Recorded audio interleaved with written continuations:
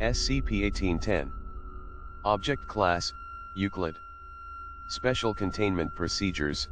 SCP-1810 is contained in a large humanoid containment unit at Site-147, with the addition of a recreation area with assorted toys, books, and art supplies. It is to be given 3 meals daily, in accordance with Foundation-employed dietitian guidelines. All meals or beverages given to SCP-1810 are to be laced with a combination of antidepressants and a mild sedative to reduce mental strain from being kept from performing its desired task, reduce the stress from interacting with security officers and staff, and reduce the likelihood of another attempt to breach the containment cell or escape from Foundation custody. Foundation staff interacting with SCP-1810 must be fluent in the French language. SCP-1810 is to be provided access to its recreation area for up to 4 hours each day.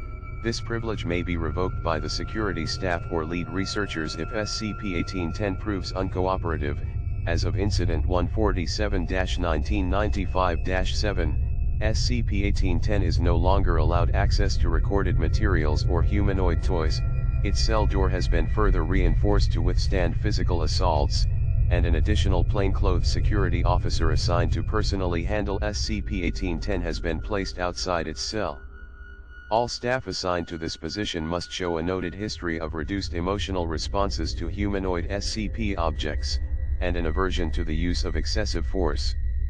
As well, the on-site psychologist is to remain on call in order to pacify SCP-1810 during its episodes of post-traumatic stress disorder and major depressive disorder. See Addendum 1810-C1 and Interview Log 1810-1 for more information on the anomalous effects of SCP-1810, TTT. Description: SCP-1810 is a 3.8 m tall, 81.6 kg humanoid entity covered entirely in charcoal gray cloth of an unknown material, including a mask which completely obscures its face. In addition, 2 large discs constructed of an unknown alloy protrude from the approximate position of its ears. All items have shown so far to be impossible to remove from SCP-1810. It is fluent in the French language, albeit at the level expected of a child, and prefers to be called Pierrot, a name written on the inside of its jacket collar. The entity has displayed no physical changes or aging despite being in containment for nearly 70 years. It is theorized that it is functionally immune to the effects of aging, and will continue to live indefinitely unless it is decommissioned. As of the aftermath of Incident 147-1995-7, SCP-1810 shows no abnormal healing capabilities, healing from wounds at a similar rate to humans. See Addendum 1810-C1 for more information. SCP-1810's anomalous properties manifest when it comes within 500 meters of children who it deems lost. SCP-1810 will take them into its care, and will attempt to provide for their needs or wants. However, there seems to be some disconnect in SCP-1810's understanding of the child's needs. It will often resort to violent methods and theft to provide for the children, and shows a preternatural level of strength when it comes to protecting them or tending to their needs. SCP-1810 was brought to the Foundation's attention in 1947, when witnesses reported a creature kidnapping children and stealing various objects from a neighborhood on the outskirts of Paris, France. Several photographs and reels of film depicting SCP-1810 were discovered and subsequently filed away in Site-147's records vault, and the Foundation has administered amnestics to all known eyewitnesses, planting a cover story of a carnival worker kidnapping and murdering children from the area.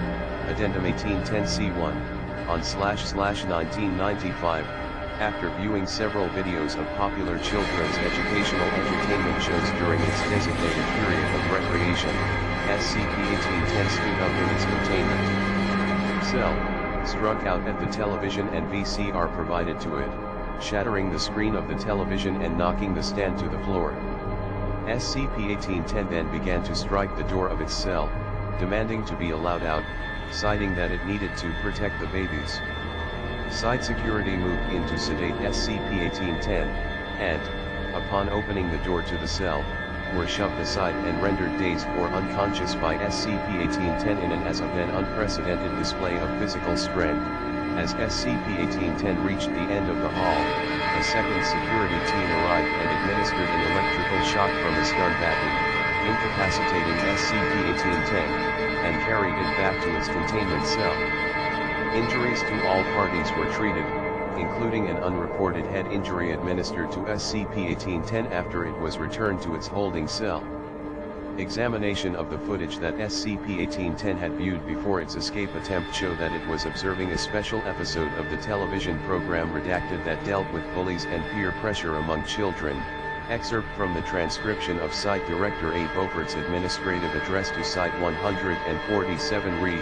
Incident 147-1995-7, it seems that SCP-1810 not only has a heightened emotional response to any children, but, indeed, any object it perceives to be a child in danger or a state of emotional distress, and it has demonstrated an increased level of strength during these periods of heightened emotion. Containment protocols have been updated to reflect this confirmed theory, and SCP-1810's entertainment privileges have been revoked for 1 week in response to the attempted breach. Any further attempts to breach containment will result in more severe punishments being administered. It may have the mind of a child, but we cannot allow that to sway our expectations of behavior or cooperation with site protocols. Additionally, I am hereby upgrading SCP-1810's object class from Safe to Euclid, in accordance with the extended security measures necessary for containment. The actions of Security Officer Ru have been punished by a 1-week suspension, and he will be reassigned to a separate wing upon his return. I hope he will learn his lesson from this, because I will not condone the use of excessive force in the containment of SCP objects or entities under our custody. We are expected to be precise and efficient, not cruel or overly harsh. It was recontained and disabled.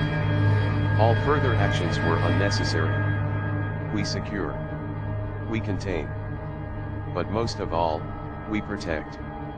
This includes those that we have contained. That is all.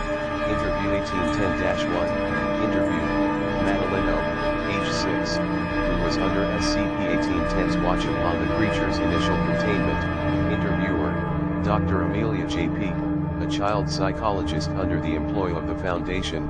Forward, the following interview was conducted 13 hours after the initial containment of SCP-1810, and approximately 7 days after Madeline was captured by SCP-1810.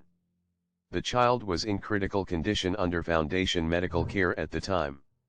All dialogue has been translated from the original French for documentation purposes. For clarity and ease of communication with the witness, SCP-1810 was referred to by its preferred name, Mr. Pierrot, for the duration of the interview. In addition, the speech of the child has been standardized and corrected for documentation purposes. Please refer to the Records Department for a copy of the original French transcription with maintained colloquialisms, verbal tics, and errors. Show interview, hide interview, Dr. P. Madeline, my name is Dr. Amelia P. How are you feeling, sweetie? Madeline, I'm okay, Dr. Amelia. My belly hurts, Dr. P. Aw. Did you eat something that made your tummy hurt? Madeline, yeah. Mr. Pierrot gave me some weird meat and veggies. I ate it every day with him, Dr. P. Weird food, huh? Do you know what it was he had you eat? Madeline, I don't know, he always ran away to get me food. He came back one day and I saw a bunch of funny plants and something weird in his pocket, and I heard them squeaking. He always stuffed them with a stick and put it over the fire. It was icky. And he kept getting hair in my food. It would squeak in the campfire too. It was scary, but I was hungry, Dr. P. I see, that sounds nasty. Could you tell me about how you met Mr. Pierrot? I want to learn as much as I can about him. Also, slow down, hon, I need to make sure I can record all this. Madeline, I'm sorry, Doctor. I'll try. Well, Mommy and Daddy both disappeared a long time ago. I was living with my big sister and her friends in the city. One day I got into a fight with them over some food. They were hurting me really bad. Mr. Pierrot came and saved me. He was kind of scary, Doctor. P. What did he do to scare you, Madeline? Matthew was hitting me hard. I couldn't breathe. My sister was already beat up and sleeping in a corner. Mr. Pierrot showed up, yelling. He hit Matthew back. Matthew's face looked all funny after Mr. Pierrot hit him, like a big red bowl. The others ran away. Mr. Pierrot hugged me and told me everything was going to be okay. He said he loved me very much, and even though my mommy and daddy were gone and my friends hated me, he would always love me and take care of me forever, and the bullies would never hurt me again, Doctor. P. What happened next, Madeline? Well, he took me to his house. It was weird. Way down in the ground. There were all kinds of funny books my mommy read to me and my sister before they went poof. A bunch of stuff about taking care of babies too. Mr. Pierrot always read those.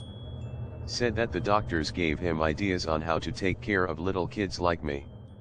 He told me that he wasn't used to taking care of human babies, but he would do his best to be a good daddy to me, Doctor. P. I see. What happened after that, Madeline? Well, he said he was gonna go shopping for food and toys and stuff for me, and asked if I wanted anything. I asked him for a unicorn. I had this little unicorn doll I would always carry with me, but it got lost when Mr. Pierrot rescued me, Doctor. P. Ah, okay. And did he bring you a new unicorn doll? No, no dear, please lay down. You're in no condition to jump up from your bed like that, Madeline. It was even better than that. Mr. Pierrot brought me a real unicorn.